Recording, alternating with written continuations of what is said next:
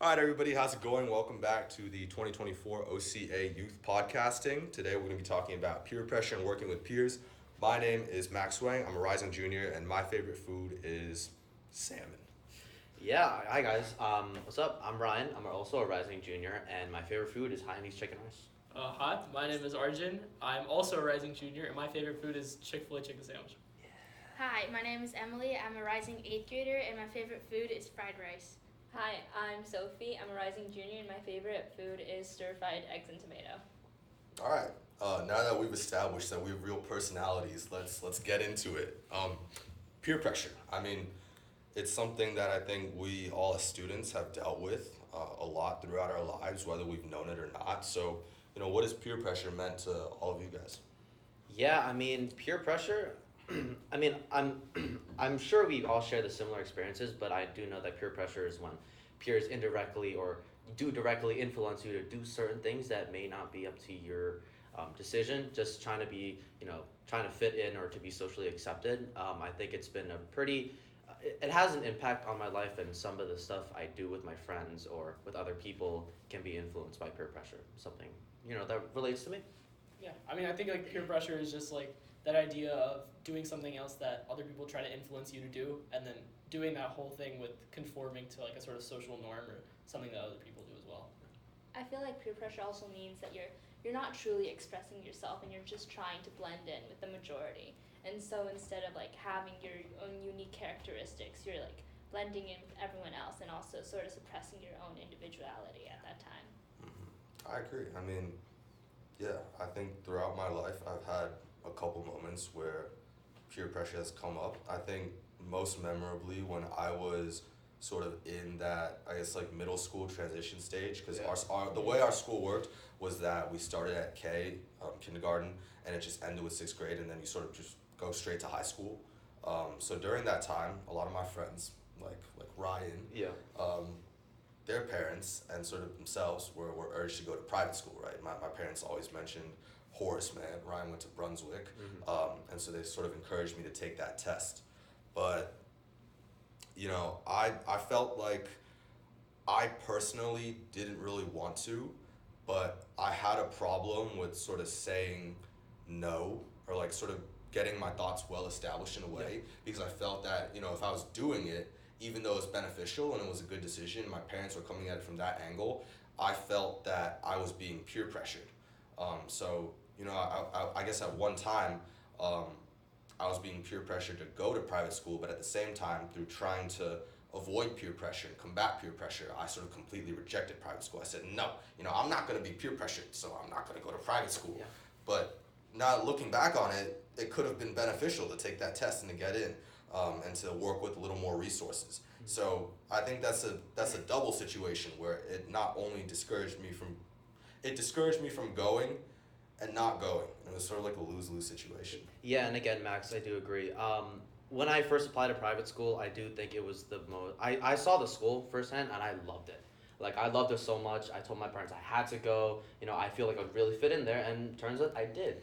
But I do think that during that middle school transition, when people are moving to different schools, some people are inclined to say that, oh, if my friends or my peers going to this school, like, what if that's better than my school? But that's not even close to what it means. What it means is your school should be able to, like, identify who you are, and your identity is not changed, like, by what school you go to. So when Max said, like, you reject private school, like, I completely get that. I know that you were trying to protect your identity and not give in to peer pressure.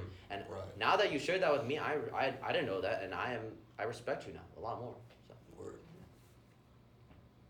I feel like that's also like highlighting the balance we need to have between like rejecting peer pressure and also maintaining our own identities, because oftentimes peer pressure does have some things that we might agree with and that we might want to like do ourselves, but like Max said, if you felt like you went to private school, you were like rejecting your own identity. But sometimes like it's hard to maintain that balance between still being yourself while also not being like just another part of the majority. Right, yeah. And of course, just the most apparent example at school, particularly, I think, I go to a very academically focused school, is that if all your friends around you are studying hard and making sacrifices, like, you walk in the classroom, people are like, oh man, I only slept 3 hours last night. I only slept 4 hours last night. Now I'm gonna go do this test. If everybody's saying that, you get a little bit of peer pressure to sacrifice your well-being and to sacrifice your mental health to try and conform, to try and get better grades. Because also, just be honest, these are the people you're competing with to get into college, which is a lot of reason why we go to school, at least for me. I had like a sort of challenging experience with school. I came from like a PWI, like a predominantly white institution, and I had a lot of trouble sort of fitting in with the crowd because I was probably one of 3 other Indian kids in the whole grade out of like 150 kids. So when was this This was in 5th grade. Gotcha. Yeah, so it was kind of rough for me, and I was obviously younger, so I think when I moved here to this area where it's much more diverse compared to there, it felt like a sort of drastic change, and I think all of those same sort of like other ideals that I was imprinted on that. It was like a Christian white school, and all those ideals that were imprinted on me there kind of started carrying over, like the idea of peer pressure. All those peers that were around me that I had for so many years eventually imprinted on me, and here I have to like sort of see who's around me, and I didn't want to change myself too much, but then here in this sort of new environment, I felt like I could be more myself. Well, what do you think was like the big change in terms of like what you were peer pressured to do going from your old school to your new one? Oh, like I said, it was a Christian school, so it was things like praying every single day, or like and then I wasn't even Christian, so it didn't apply to me, right. And it felt kind of off to me, and it felt kind of weird. So then coming here and not seeing anyone else do that, or seeing a sort of drastic change in that, and especially as a Hindu, it felt even more weird. But yeah. I feel like we've been talking about peer pressure academically, but there's also a lot of other different areas to our life which peer pressure can affect. Like, for example, I know that school lunches are usually more westernized foods. This is especially during our school cafeteria. It mainly offers Western foods, and while it does have some Asian offerings, it's like typically not as authentic as we would like it to be, right? And sometimes when you bring your authentic cuisine to school as your school lunch, you can feel like, oh, maybe this isn't like what I should be eating because it's different from everyone else. And sometimes if it has like a distinct smell to it, and then that's especially hard to deal with if everyone's like giving you weird looks. Yeah, in elementary school, when I used to bring my own lunch to school, because my elementary school didn't serve like a typical school lunch, so our moms or our parents would have to pack lunches for us every single day. And again, with that Western like culture type foods, I did bring in a lot of Asian like culture foods, like noodles, a lot of fried rice, dumplings, and one of them, for some reason, there was actually one time where a friend asked me what that was, and he didn't give me a disgusted look on his face, but he actually did give kind of a curious, but also kind of an ew type way. That was one of the moments where I realized that a lot of my peers, or some peers at that time, didn't really understand, that I was eating something different than what they were used to. And at that moment, I did understand that I could be able to eat more like Western foods more often, so I won't get those type of questions. Ask me like what type of dumpling this is, or what is that? That looks like very weird. Is that from like another country? Like, instead of getting those questions, I could eat those Western foods. But over time, as I grew older, especially after 6th grade, I decided to just reject all of that and eat whatever the heck I want.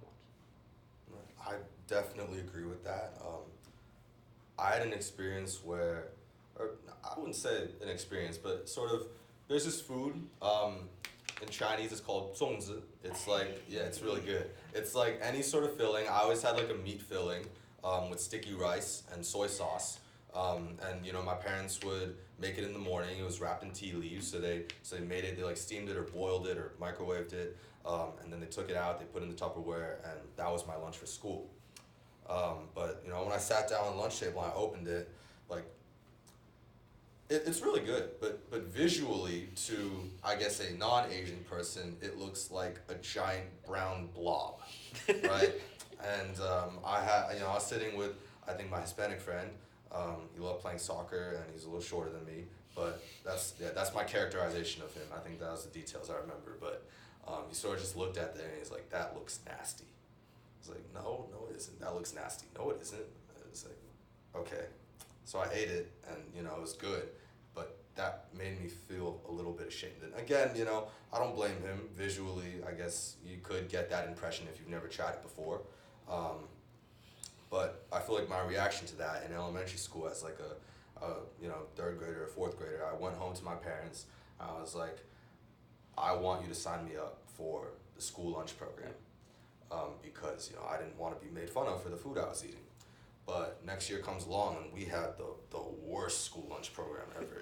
It was like sour ham and wet cheese on like old tortillas, and I did not like it at all. But I continued to eat it. I guess one because I asked my parents to pay for the programs. I felt bad if I didn't eat it, but also to avoid that peer pressure to eat what everyone else was eating, instead of being made fun of for having good food. I mean, do you think like similar events happen now, or even now, or do you think it's kind of changed? In high school, I think now if I come in with like like sticky rice and like noodles or like fried rice, everybody would be jealous and they would ask to try That's true. it. I would be jealous. Yeah, I would be jealous. because it's good, man. Yeah, but I just want to go back to when you said things in high school. Like we all in peer pressure was like prevalent, let's say in 5th grade, where we were eating separate lunches from others. But I do think in high school there is some peers have a need to, or they want to be socially accepted with other peers, and trying to do that, they're doing things that may not be morally or right to their standard. I know a friend that was peer pressured into going to a beer pong party. This was actually a couple months ago during New Year's, and it didn't end up so well for him. He drank a little too much, but I think that moment for him, I talked to him after that, and I knew the struggles he had when he was going to the ER, and just how he felt after that was I feel guilty, and I knew that my peers said, "Oh, you're like so tough, you drank so much, you played beer pong with us, that's awesome," but I know, and he said specifically, my parents would not have approved of that at all. And from that moment I learned that even if your peers are trying to pressure you into doing something that you don't want to, and even though you feel that there's like minimal consequences, like there's still a lot of stuff that could happen to you, especially what happened to my friend there. Alcohol, Yeah, it's a bad thing, and I learned that from my friend, and I do feel bad for him now, but I do feel good for him that he's learned from that experience and he's moved on. Right. I feel like a common thing that happens, especially with peer pressure in high school, is that you're sort of pressured to become mature or become like an adult early before you actually are. Like as teenagers, our brains aren't fully developed, so it's easier for us to give in to this peer pressure. And the fact that we're urged to do so many irresponsible things as teenagers also adds into the harmful factors of peer pressure. I personally know there's a lot of things going around, you have to dress a certain way or act a certain way, and if you don't do that, then you feel like you're not being an authentic American teen. And knowing that these things are happening is also a great way to know that this is a boundary that you shouldn't cross, and also protect yourself from giving in to that peer pressure. Yeah, most definitely I agree with that. And I think sort of combined with that pressure as a high schooler and sort of that idea of needing to be tough, especially like you're told, if you don't do this like the rest of us, you're not tough and you're not cool and you're not in with it. I had an experience in 8th grade. I was on the school ski team. I'm not a very good skier. I skied probably for a year at then, but I did the ski team, why not? And I was with a couple friends, and there was a little, when you're skiing, there's a little terrain park. It's like this slope going down. Yeah, you already know where this is going. It's a slope going down, and it's normally when you're skiing it's just snow, but terrain park they have little tricks. It's like a skate park. You have half pipes, you have ramps, you have all that kind of stuff. And my friends who were much higher level skiers than I was, actually Ian can talk about this when he joins the podcast. You guys don't know who he is yet, but they were doing flips and tricks on the ramp, and I was asked by one of the older kids, go do it. And I didn't feel super comfortable. It was this little simple ramp. I mean, I was looking at it too. It was not even that high compared to the other ones, but I knew I wasn't super good at skiing. So I went down and I do it, and I sort of like gave in to, just do it, and also just, internally I felt like I wouldn't look tough if I didn't do it. Everybody else did it, everybody else like, oh, this is easy. So I went down and I completely wiped out. Fortunately, I've gotten very good at wiping out in skiing, and even though both my skis popped off, I was fine. But don't sacrifice your health and well-being to look tough, because then you might also just look stupid. So Yeah. Oh, I came up with something. This similar experience I had, and I think it was when I also was like a first year snowboarder, right? Like the difference between snowboarders and like skiers, and there's a stereotype that snowboarders love. They're called like terrain rats. The park rats, they go and do flips, they do spins, they're on ramps, they're jumping, doing 180s, all that, right? It was inspirational for me when I was like 12, because I was an aspiring snowboarder and I wanted to do tricks, right? And when I went with my friends, and they're skiers, right? And as you said, similar to yours actually, they're actually very, very high level. They did the terrain park like flawlessly, right? I had a similar experience where they asked me to do this terrain park, and they said, yo, you're a snowboarder, like you're cool, you can do it, right? Because snowboards are like easier to do tricks. And no, I was not ready to do the tricks, but that self-confidence they gave me, like, which is the peer pressure in this case, was that I was a snowboarder and they're skiers, and if their skiing is like, if they're skiing, if their two skis can do these tricks, like my snowboard can definitely do mine as well. But what I didn't realize is that it's a pretty far drop, and I almost broke my hip. So when I wiped out, similar to you, I did get severely injured, and I had to go home for the rest of the trip. But what I did learn was that even if you try to, fit in, especially with this, especially with the terrain park, which is extremely stupid is now that I think about it, but also don't sacrifice not just your well-being, but your health as well. Yeah, I mean, I had like a similar. I mean, I don't snowboard or ski, but I mean, I do other sports. I did fencing for a while, so I think I had like a sort of other experience where, I mean, in fencing it's swords, right? So you have to probably like wear some sort of protective gear, and like I was like 12 years old. Actually, no, I was like 9 at the time, and it was like close to my first time ever doing it, and I was sort of like there was like a whole sort of group of kids there, and they were all like slightly older, right? And they wanted to try to do this thing, like this sort of game where we don't wear our protective thing that you have. how fun. Yeah, That's I just wanted to be more like the older kids, so I joined. We ended up trying to play a bout, and then within like 5 seconds, I just had bruises all over my body of them just hitting me in the chest with a sword. So, I mean, I think that was like my number one. I mean, after that, I quit fencing, so it didn't end well. But yeah, I mean, I really was like a sort of wake-up call, I guess. For me, I went biking with my friend a while ago, and it was a pretty like hilly place. And then we were going down like a pretty steep hill, and I'm definitely not that good at biking. Like I don't bike that much, but my friend, she bikes like every week. And then she loves going down those hills because it goes really fast.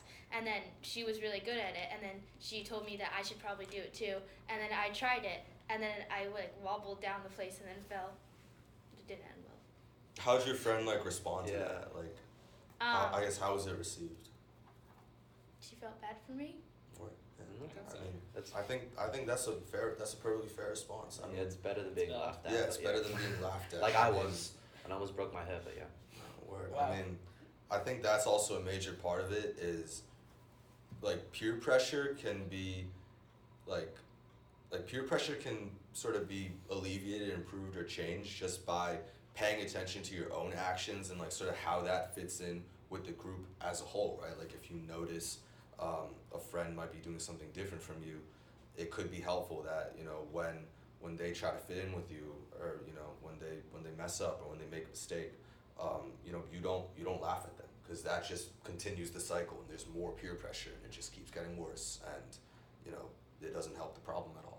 Yeah, I mean, also including like trying to fit in as many people do with their friends. Also, it's to avoid that very severe and the strong reactions if you don't do the activity they're like pressuring you to do, especially when you're something that you're expected to do, or something that's cool, or something that's you can. There's an experience where a person said like that was very like like insane, you should do this. And again, that was the half pipe I was talking about earlier. But I was fearing that reaction that, oh my God, you're such like a scaredy cat, you're a coward, and especially at a younger age that really affected me. But I do know that in peer pressure, like now I learn now, but I do know that peer pressure is especially, you're trying to fit in, but also you're being pressured to fit in, but you're also trying to avoid that reaction that comes from your peers if you don't, try to fit in with what they're trying to Yeah. influence you with. I mean, how do we think like we can try to not necessarily fit in, but sort of more strongly like establish our identity and our belonging in a place without giving into peer pressure, without giving into what other people tell you to do? I feel like this, like, first you need to have like a strong sense of self-identity. Like, you need to know what your likes and dislikes are as a person, and you need to have like these set boundaries that you won't cross, even when like there's pressure going against you. Like, for a lot of peer pressure actually comes from like fear of being rejected.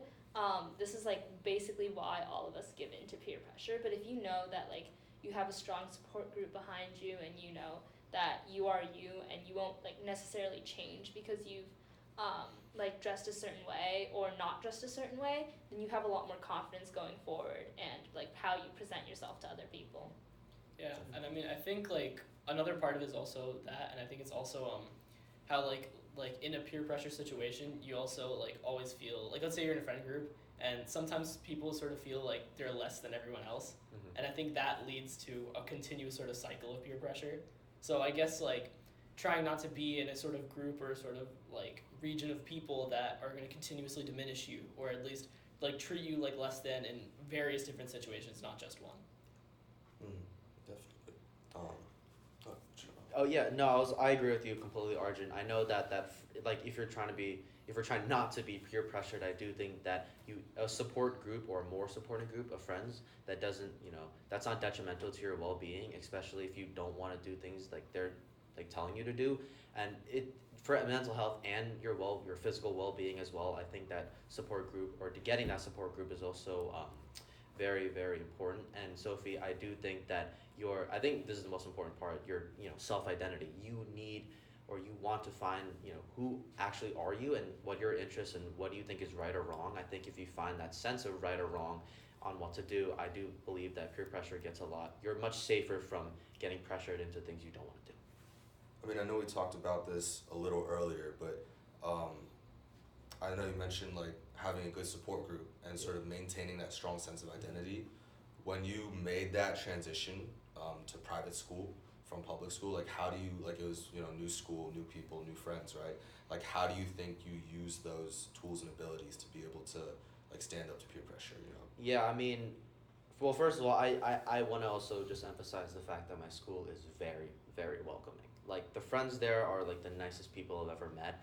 And look, compared to my old school, I had moved into a predominantly white private school, and as it wasn't necessarily peer pressure, but I did want to fit in with a lot of this new crowd, because not only because of like my ethnicity, but also the fact that I'm like one of 5 Asian people in my school or in my grade that want to fit in with a predominantly white community. And I do think that the self-identity of me saying that I do fit in with the school, I'm outgoing, I love sports, I love playing golf, and golf is a huge thing at my private school right now, and just finding those interests and finding your ability to identify with yourself and not get affected by anything else.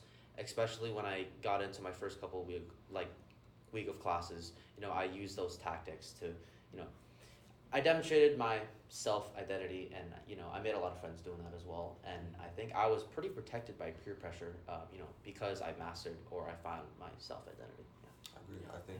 I think in my situation, my school is actually predominantly Asian, and in that case, even though I'm Asian, Asian American, I've grown up in this community, I think peer pressure still exists in the sense that sometimes you might not be considered like Asian enough, right? Like for example, I hold chopsticks in a really weird way. I don't know how to show the example, but like imagine like a water bottle was a chopstick. Like instead of holding it however you're supposed to hold it, like I put 2 fingers below it and 2 fingers above it, and I just like hold my chopsticks like that. I hold my chopsticks in between like I have 4 fingers, you know, my Yeah. four main fingers. Like I hold it between what is this, like my middle finger and my index. Ring. What's this called? That's My, Ring. my finger, ring. yeah. So I hold both chopsticks between my index finger and my ring finger. I sort of just like lobster claw to grab food.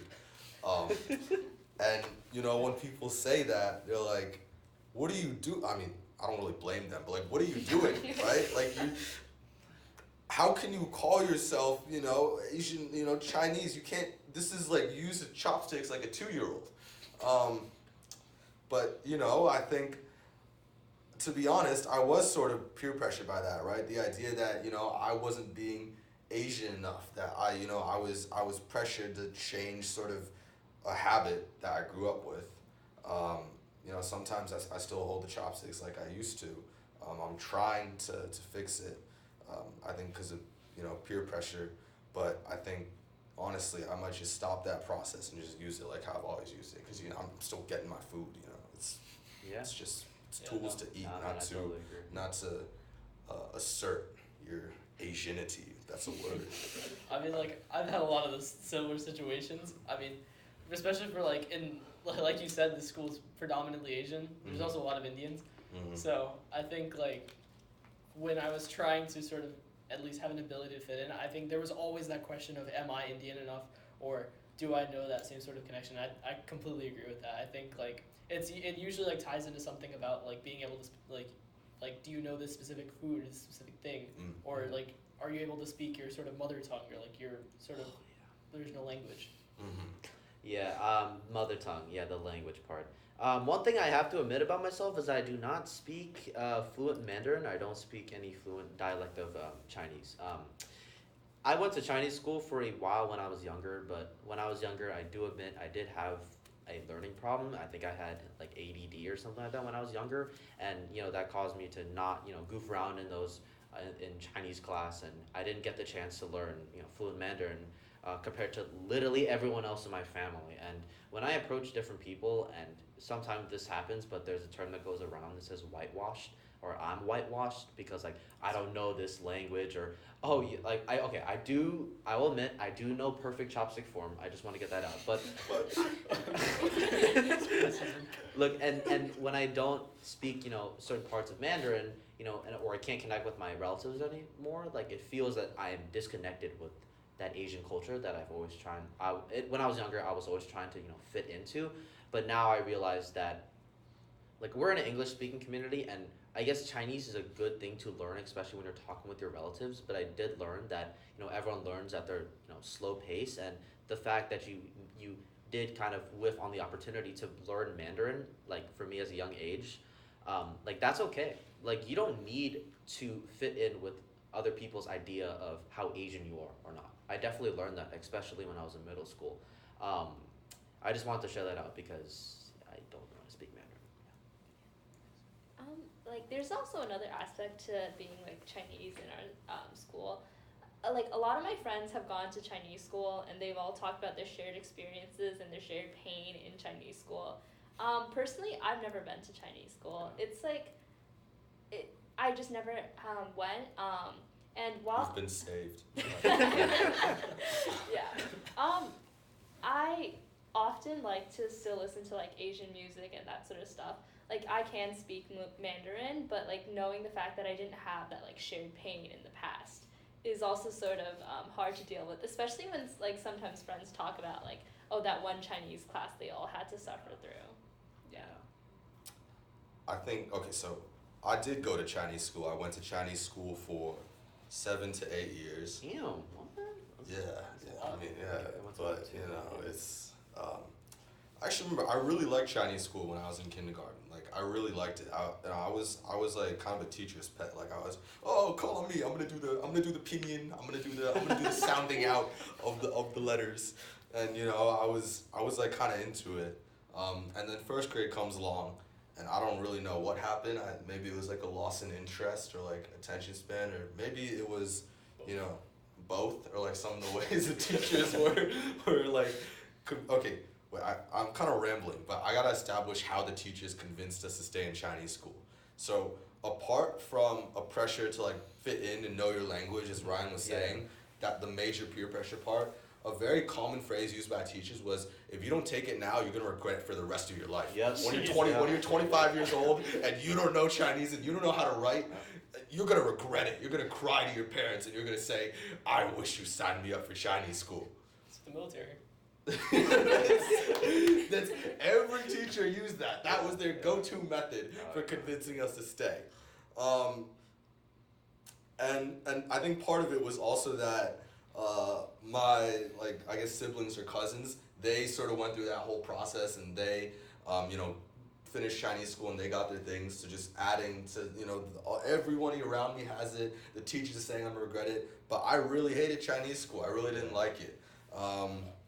And eventually I don't really know if it was a good or a bad decision because now I don't really know how to read or write. But I dropped it after COVID and it's been it's been chill. Yeah, I just want to ask you, Max. Storage full. Storage full. Oh, okay. Oh, it's all good. Yeah. It should be fine. Look, I just want to ask Max because I know I did drop Chinese school at a point where I wasn't interested anymore or wasn't getting anything out of it. What was that sudden realization for you? Like I knew you weren't interested in it, but you said it was you dropped it after COVID. What made you stay so long, even though you were lost interested in first grade? Oh well, yeah. I guess everybody had taken it, or most people had taken the whole thing in my family, and they could speak and write in fluent Mandarin. I can still speak. I just can't. I just can't really read and write. Did you think you were going to be fluent in Mandarin either way? Because I know you speak with your parents in Mandarin, and if Chinese school you quit a little bit earlier, you would have been the same in terms of language. I think yes, because the bulk of the curriculum was reading and writing, and I don't know how to write my name, and I don't know how to write my name anymore. I think this is the proof of how disinterested I was in it, because I still performed well enough in school, at least up until 5th or 6th grade. I was getting the A's and the standard scores and whatnot. But now I don't even know how to write my name. So yeah, I really hated it. I feel like that's also demonstrating another aspect of peer pressure. It's you're forcing yourself to conform even when you technically don't. And it's like if you're taking a stick and bending it but not breaking it. Then when you let go of it, the stick is going to go back to how it was originally. I agree. Good analogy.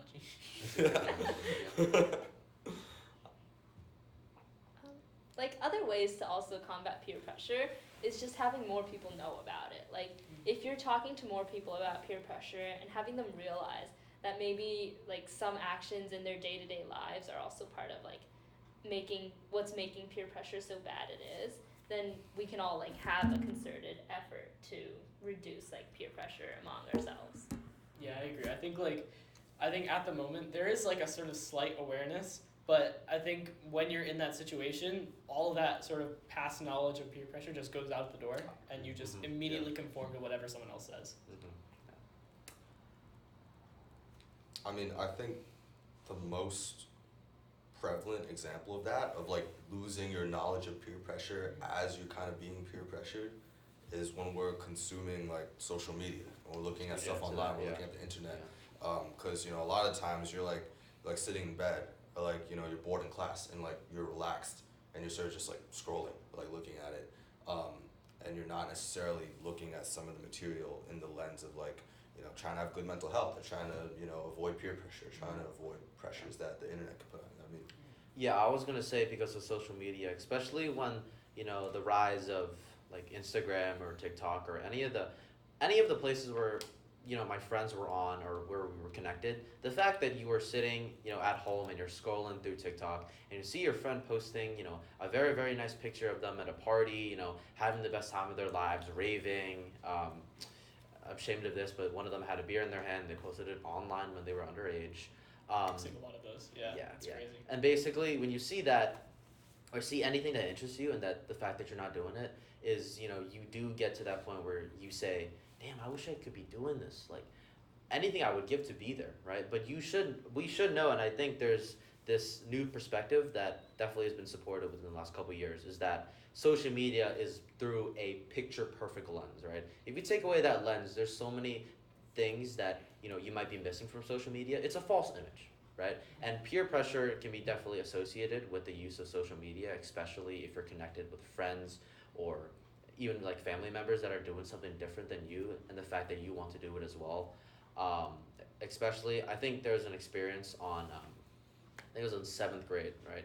And it was basically all my friends were, at, actually it wasn't seventh grade, it was ninth grade. And the surprising thing is that when ninth grade, when I was sitting in bed, it was a weekend, and I just saw all of my friends at, a concert. And at this concert, I saw these, I did see like cigarettes, and I saw like Juuls at the time. Like Juuls were pretty, popular in the stores, and I saw them, using that. And, I felt that moment like, damn, you guys should not be juuling. Like, it's a very unhealthy thing for you.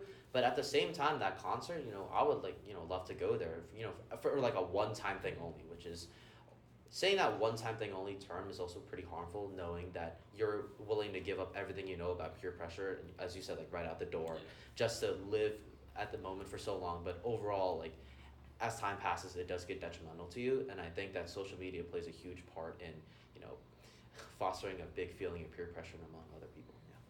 I definitely agree. Just scrolling through, particularly in the summer, you see people like, oh, I'm going to Europe, I'm going to, Alaska, I'm going to Mexico, or, I'm traveling wherever. Personally, I'm very much content with spending like 90% of my time just in my house. Like, I'm just, honestly, like, I'm cool with that. Just like, maybe just, as far as the traveling goes, maybe go around, walk outside, go visit some friends or whatever, but not necessarily, go on a plane and, traveling in different places all the time. But I feel that particularly, I think when I was in middle school, I would see people go on vacation, they would post it, and, I would tell my parents like, hey, we need to go somewhere, I want to go somewhere, just because I was seeing all my friends do it. I was feeling, oh, am I, like, I was perfectly happy, but then, it's sort of, I got the existential thought, am I missing out in life? What am I doing wrong? I need to be going places. And I think in that sense, even if, I didn't end up going on vacation or whatnot, just sort of peer pressure contributed to making my own perfectly comfortable life, like, a lot less comfortable, just because I was trying to match other people's identities. No, yeah, I agree. I think, I'm just gonna say some stuff that I remember from health class, but they always like project that idea that like social media is like the devil and is like satanic at that point, and there's don't like, badmouth it too much. We're on social yeah, media it's right true. now. The overlords will get us. But I think what I'm trying to say is like there's always that concept of what's it called? I'm trying to think of like a good word for it. It's usually like body problems or like weight problems, because I think there's like that's like a sort of big deal on social media at the time. So you guys like talked about like, or specifically you, Ryan, you said like it's like a picture perfect type of style. Yes, it and is. I think like that sort of brings you back. That just reminded me of health class, because I remember them talking about how like when someone goes online, they see a picture perfect sort of type of body or a type of sort of person, and that immediately just causes things like mental disorders, like various different eating disorders, and to try to attain that sort of unattainable thing. And I think that's like a sort of really prevalent sort of image of sort of peer pressure today. Yeah. I mean, with the whole idea of, changing your lifestyle and going into unhealthy habits just because it's being depicted on social media, I think that also sort of gives into a certain level of like, I want to say like accepting misinformation away, as in if everybody around you is saying that this thing is true, or just if you just get the feeling that everybody around you is saying this thing is true, even if it's not, I'm trying to think of a good example here, if any of y'all can help me, but I guess like I mentioned like sort of studying habits, or like I guess the most prevalent is doing what you can to go to college and get into college. You hear a lot of people, they're like, I'm doing a bunch of summer courses, I have very intensive research projects, or I'm the best or the number one at one sport or one activity. And that sort of becomes like, oh, that's the truth. That's the only way to go. That's sort of like the best, the most optimal. Yeah. And you need to be doing that. And you need to immediately, Yeah. join a bunch of programs that maybe you don't necessarily like, or, just invest all your time into something that's academically appreciated so you can go to a good college. Yeah. And of course, I think y'all also have something to speak on this, but I think that's a major form of peer pressure. now. Yeah. Do you want to go? No, you- Okay. Yeah, I mean, look, let's be honest, we all want to go to a good college, and I do think that, in our community, not just us, but our parents and relatives, pushing us to, do the best we can. But I do think that teaching is kind of turned into also something like of peer pressure, as, if your friends are doing something that, you don't love, but it's like, it looks good on the admissions page or in your application, Mhm. then you do it. Like, as you said, summer courses, and for me, volunteer work, and I mean, let me be clear, volunteer Oh, that work sounded is, bad. no, it didn't, look, no, but I'm not talking about volunteer work in terms of the community, but I'm also saying work that you're volunteering to do, but it's not like you necessarily like don't like it, but you're only doing it just because like college or your friend, like it looks good on college. Mhm. That it's not I don't think it's healthy at all, because volunteer work is meant for you to show off your passions, right? You want to volunteer for something that, it's something that's really meaningful to you, not just something for college. And like volunteer work, especially for here, like I think that I'm very passionate about sharing, my personal stories and experiences with you guys. It's fun, Right. let's be honest. Yeah. And I think that by doing volunteer work that's very meaningful to you, and sharing like significant like stuff, especially on this podcast, I think that, it's also part of finding your self-identity in terms of, who you want to be like after you go to college, not just for, oh, college, let me in, please, I just did this summer course. It doesn't make sense to me. I just want to share that out. Sorry, I know you want to go. No, no, no. Just going off of what Ryan was saying about volunteer work. So I don't want to go into it too much, but like recently I went to OCA National Convention and I was able to speak with I think a gentleman named Horatio from the Connecticut chapter, and we had a conversation. But he basically, I think the most memorable part for me was he mentioned how when you approach the community and when you approach volunteering as sort of, I guess the community in general, when you approach it as I want to do something for the community rather than the community should do something for me, you get a lot more out of that experience. So Yeah. just for this example in podcasting, when I initially joined 2 years ago, I was sort of joining like, oh, maybe this podcast can look good on my resume, or which I don't think it really mattered because I was in middle school, or maybe I can get something out of it, or blah blah blah blah, or maybe I can get some money or whatever, something like that. And at that point I enjoyed it, but I definitely don't think I sort of have the same level of enjoyment and understanding of it as I do now. Whereas in this situation, coming at it from an angle where Ryan contacted me, just like that podcasting was really fun, I want to do it again. Yeah.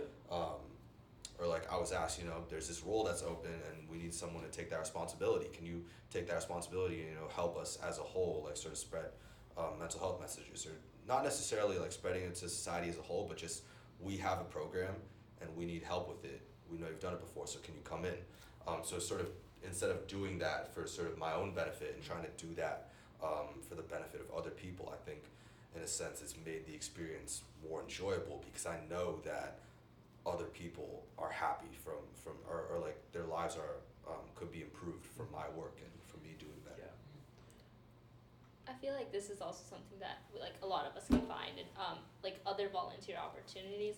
Like personally, I'm also doing like the summer reading program, right? And I initially started doing it because I was like, oh, this like sounds interesting. It sounds like it would look nice, like a lot of us said before.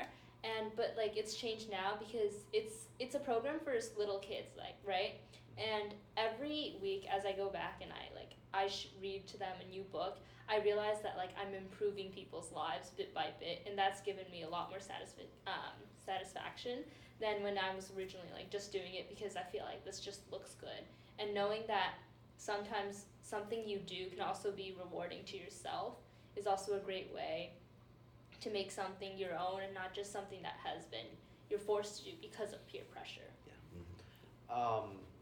I recently started on it's a safe, I would say it's not just like a gaming environment, but it's more of a community that kids with special needs or disabilities can, game with each other online. It's called Gamer Buddy. I recently started it early, before June. And like when I thought of the idea, I thought of creating a community, a safe community that fosters, like there's unity and there's diversification and, everyone that joins. But ultimately, like when I first thought of the idea, I think it was a year ago, I thought of just, the first thing that came up to mind is, what would the admissions officer like look at it like in a certain way? Would it look good? Would it look like I did this to help people? And I only thought of Gamer Buddy from that perspective. But ever since I kept doing it and building the community, I think that perspective was like completely just thrown out the window, because what I've learned is that, speaking with new people and creating that community or improving other people's lives, not just for your own benefit, it's fun. It's very, very enjoyable. And I meet different people, and I, give them an opportunity to socialize, if they have, trouble doing it just by themselves. And just that experience, that just gave me the, what would you call it? Like the push or the motivation to go further. And I think that's what, and I don't want to say this in a way, like a one perspective way, but that's what colleges look for. They want to see passion, and they want to see someone who is willing to give back to the community, not just like the community for, like as you said, the community just for me. I guess bringing this back to peer pressure, I think there is, I don't know if anyone else agrees, but I think there is a sort of element of positive peer pressure in the sense, me being here, I honestly didn't even know about this opportunity until Max approached me, but I think that was a sort of scenario where I thought, okay, there is someone else or someone that I know, my sort of peers, are saying that there is a sort of benefit to this or there's something positive about this. And I think that sort of pushed me into sort of out of my comfort zone. I'm not usually a very social person, so I think doing this was kind of interesting, and I think that's that sort of element of a positive peer pressure. Yeah. Mm-hmm. And also just about peer pressure as well, we're a very, very, we can say we're strong academically, we go to a good school, right? And I do think that early on, especially from my middle school years, my friends, I talked about this on the last podcast where I, didn't get into honors math, and my friends were all, it was a negative peer pressure scenario where all my friends were saying oh, you're not in honors math, or, oh, you're not in this class, you're not the same. But I do think it was a very positive experience, and you could label that as positive peer pressure as well, because you can frame that entire thing that they said and say that, Ryan, you need to study harder, you need to do the right study tactics, and you specifically want to do better on math tests and just overall in your academics or your grades, right? And I think that moment for me was very beneficial in terms of, my friends are influencing me to push or to go that next level.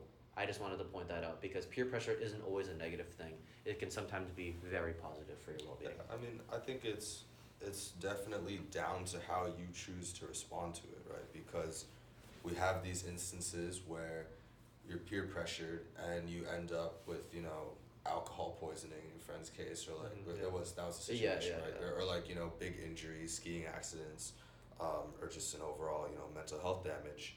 But you also have situations where you feel the need to improve. I think being able to recognize, moving beyond peer pressure, just looking at the situation in itself, what am I about to do? Just not even focusing on what your peers are saying, not even focusing on that, just what is the action I'm about to do? Am I going to go full speed down a ski ramp without any sort of plan? Am I going to go, drink when I'm underage and I've never done it before? Or am I just going to, study math and improve on that, right? The action itself is very important, so just trying to cut out the surroundings and just look at, what am I going to do? I think it also kind of goes back to that idea of like you said, sort of taking yourself out of your body and just looking at what you're doing and sort of rethinking your action. So I think that also shows about sort of being your ideal self. At least that's what I kind of think of it as.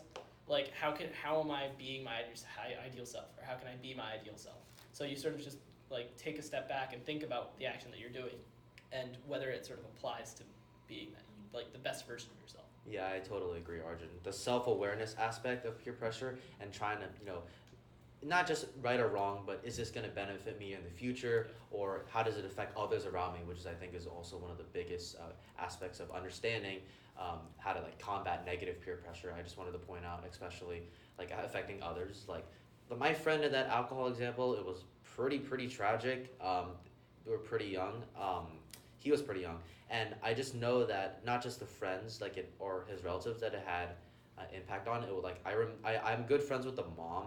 And when I talked to the mom about the situation or the aftermath of the situation, like I don't think my friend really understood, not just the physical consequences of what he did, but also just the overall like how he affected his mom, because his mom was devastated and like, it was like a breach of trust. And I feel that by combating negative peer pressure in ways that you need to understand who you're like hurting negatively around you about what you're doing or your actions, I think understanding that and bringing self-awareness into it, I think that's a really important aspect of fighting negative peer pressure. And I agree that self-awareness is very important in being able to address peer pressure, but just being that it is sort of a phenomenon that occurs with the group and with other people. I want to just get some of y'all's opinions about, what would you say to your peers or your friends or your parents about, how to address the peer pressure problem? Like personally, I feel like peer pressure often happens because we are too immersed in the moment and with the emotions that we feel and the thoughts we feel that people are going to judge us if we don't do things a certain way. And so if we like take ourselves out of it, like you guys have said before, and you like think about the actions, and you also know that like you are yourself as an individual person, then there's a lot less of a chance that you will like fall to peer pressure. Yeah, I totally agree of it. Like what I said just now about that self-awareness piece and understanding, not just the consequences for yourself, but for your family or maybe for other people or for your loved ones. I think understanding that in terms of putting that or judging or putting that above the priority of just like appeasing of what your friends do. Because at the end of the day, if you just, it's appeasing what your friends are like trying to make you do. It's not, you're not really getting the upper hand. And I feel that understanding like the potential consequences and, what would your other, like for example, like what would your grandma think about this? Or what would your, brother think about this? Like why would you do this and how does it affect him? I think understanding that is just, that's the way I said just now. It's the way to combat that peer pressure. Definitely with friends, if the relationship is built on you just giving into their requests and giving into their demands, you're not necessarily on an equal plane where you can, converse and be genuine and friends and have like, conversations as equals. So I think, a solution, I guess, for when you're being confronted with peer pressure by friends or by your peers is, do you want to give in to their demands and possibly go down that path of being, you could be their friend in name, but you're just gonna be basically told what to do, peer pressured all the time, and have that, or just stand up for yourself, right? Maybe it's an embarrassing moment. Maybe you say, I can't do that, or I'm not willing to do that. But that little bit of embarrassment and that small sacrifice you made might have saved you from a long road of poor time investments and just bad relationships. Yeah.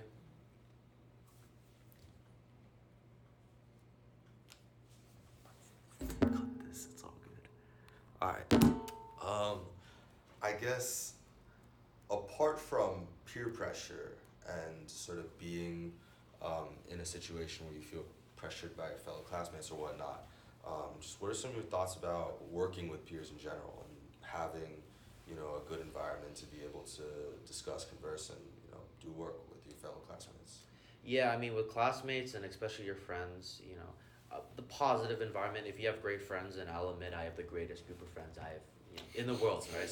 It's very sweet for me, okay? But seriously, I just want to point out the fact that not just for the grades, but I do think you guys are well behaved. You guys have, I wouldn't say like directly taught me, but indirectly, implied that, maybe you don't want to do this, or maybe you don't want to do like this, or go to parties, drink alcohol, like vape, cigarettes, all of that. I think just because you guys don't do that, and just because you guys are, you know, so focused on your passions and what you guys are doing right now, I think that safe environment really helps me to hone into my own passions as well.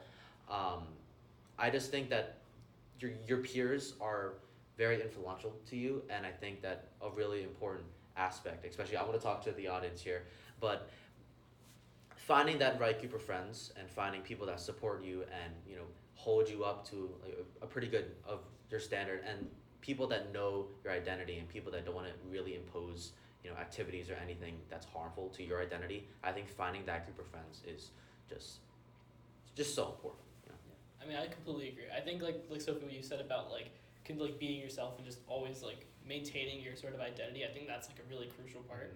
Because I mean, this is like a saying that my dad told me when I was a kid. He was like, you should, like, people do stupid things in groups that they wouldn't do otherwise by themselves because they're not being themselves. And I think always trying to maintain who you are, and like you said, like how people always have their sort of passions that they're gonna like maintain and be strong with. Like if you are that type of person, then you're less likely to make that kind of a decision because you're also surrounded by a sort of better group of people that you know you can trust and that you know won't lead you down the wrong path. Yeah. Of course, I think, again, just paying attention to your own actions and maintaining good standards and making sure that anyone does not feel pressured. Like, don't feel afraid to ask someone, like, hey, do you really want to do this? Do you know, maybe take a step back from the situation and look to see if you are peer pressuring another person, if you're making them do something that they probably don't want to do, especially in dangerous situations where injuries could happen or where their mental health could be really negatively affected. Yeah, I just want to say this again, but just knowing that there's basically or pretty much nothing to be ashamed of if you just reach out, honestly.